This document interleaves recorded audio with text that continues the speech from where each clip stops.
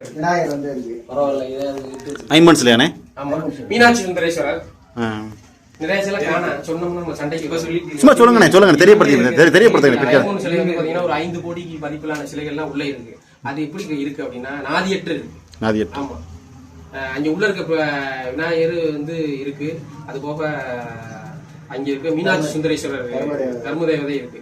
தர்மமே தோத்து போன பின்னும் தர்மதேவதை உள்ளது அதனால போட்டி இருக்கு. ஆமா, அதனால போட்டி இருக்காங்க.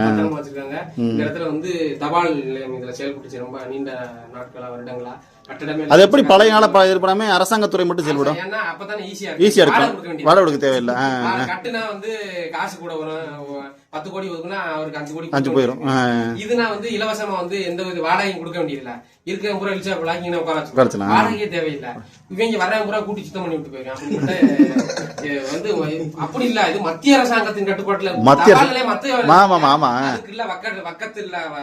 அது கூட வக்கில்லாத இந்த மத்திய அரசு, இதுக்கு முன்னாடி இந்த அரசு, இப்ப இருக்க அரசு, இதுக்கெல்லாம் வந்து இன்ன வரைக்கும் 15 வருடங்களா வந்து மணிமண்டபம் குளத்துல கட்டிக்கிட்டு இருக்காங்க. பிரம்மாண்டமா இப்ப அதை பார்ப்போம். அடுத்த கனவுல அதை பாத்துருவோம். சரி.